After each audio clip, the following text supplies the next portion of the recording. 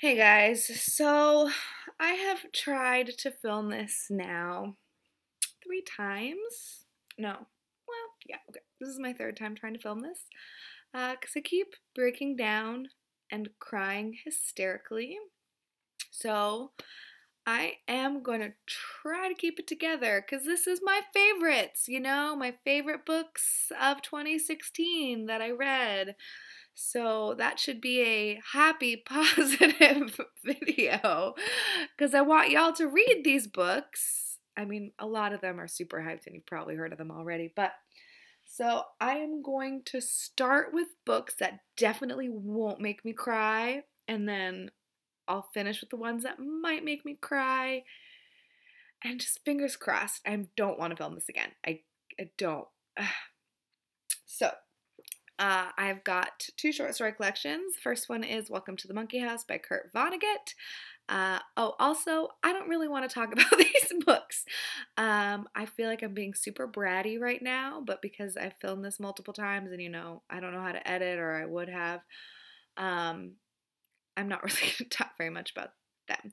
Short story collection, great social commentary.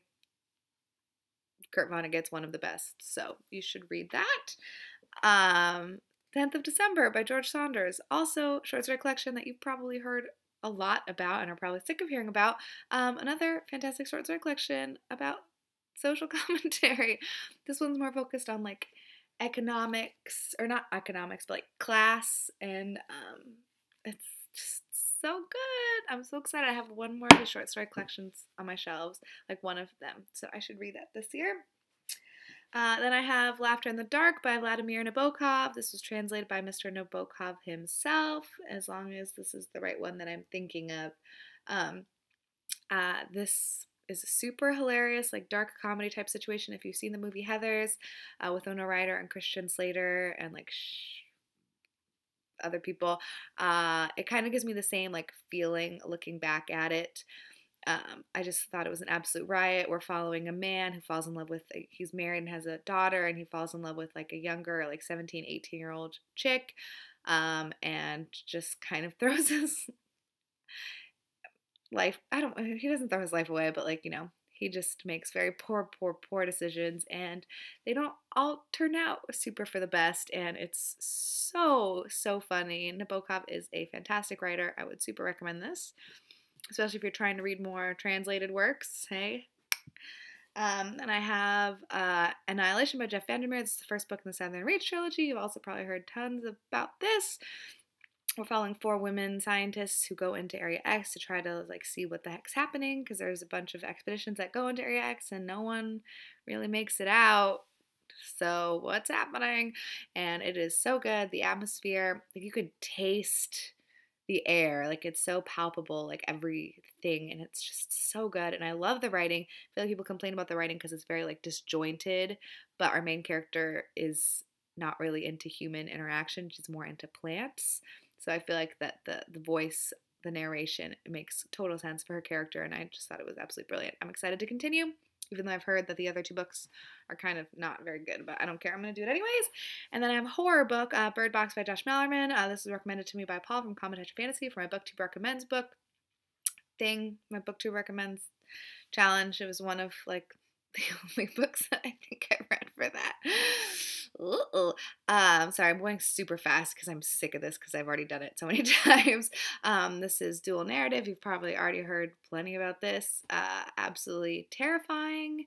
Great like suspense building up. If you're into horror, I would totally recommend this. So good.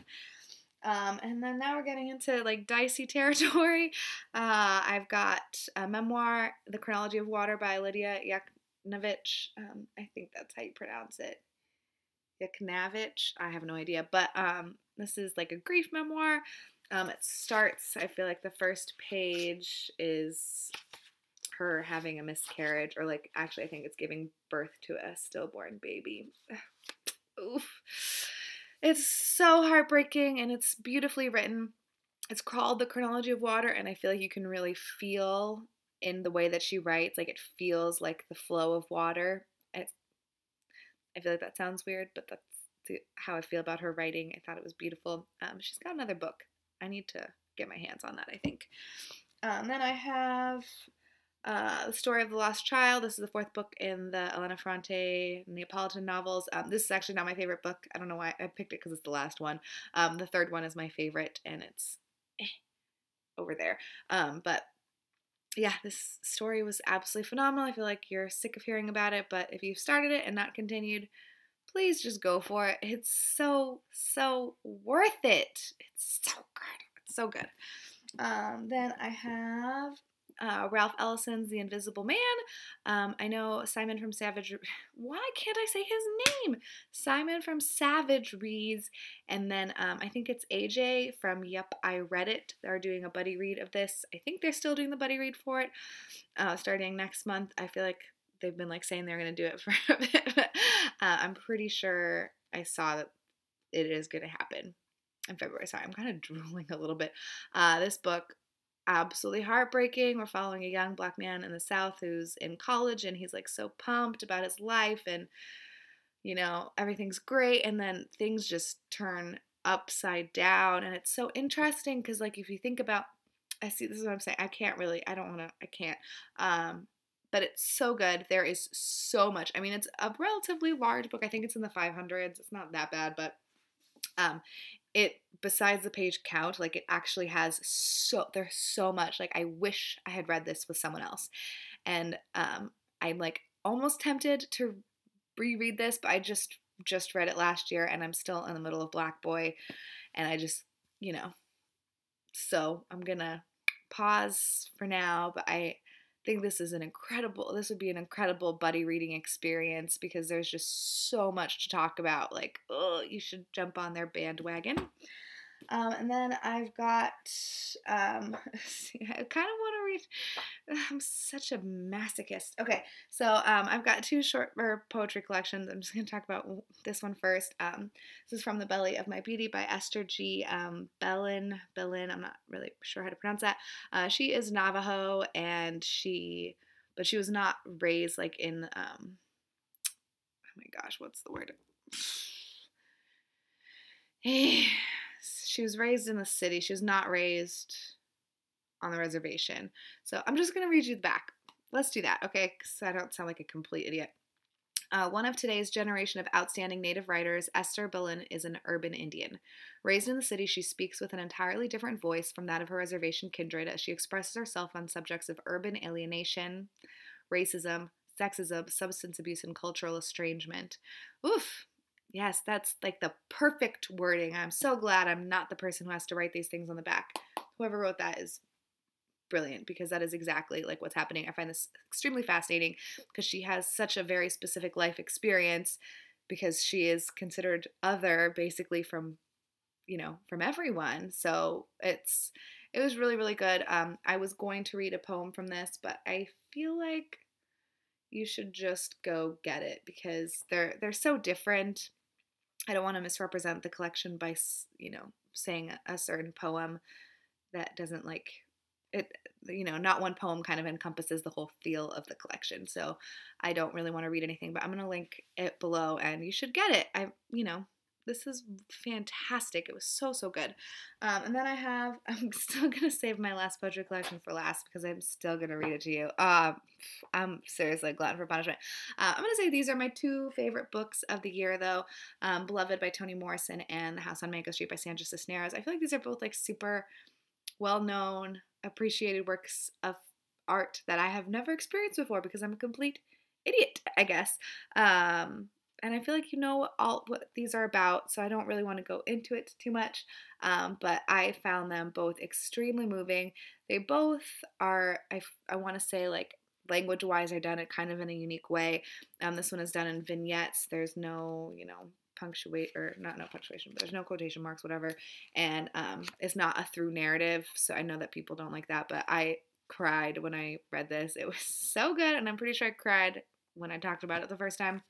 And this one is just so beautiful. Toni Morrison she is the queen. She is so good at writing. It was just so wonderful. Yeah, she's so good. I need to read some translated works, man. So good. So obviously you should read those books if you haven't read them yet. And then the last thing that I have is Insert Boy by Danez Smith, which was, sorry, I made you shake. Such a good poetry collection, guys. I feel like I mentioned this the last time that I did this, so this might just be a repeat, but I guess it doesn't matter because you can't see that footage because I already threw it in the trash and it will never be recovered. But I'm not upset. I feel like everyone is reading Milk and Honey, and don't get me wrong, I want to read that really bad too, and I know that is going to be amazing. I can feel it. But like, this is also really, really good, and no one else is reading it, and it kind of upsets me because it's so good. It's so heartbreaking and it's so sad, and I'm just gonna go ahead and hope that I don't cry, but we'll see what happens. I really, really don't want to cry. I'm gonna read. Oh, see, I can already tell I might not cry. We'll see. Okay, is called The Black Boy and the Bullet. One is hard and the other tries to be. One is fast and the other is faster. One is loud and one is a song with one note and endless rest. One's whole life is a flash. Both spend their life trying to find someone to hold them blood warm and near. Both spark the same debate. Some folks want to protect them. Some think we should just get rid of the damn things altogether. Like, come on. Tell me you don't want to read this collection. I don't believe you because it's really good.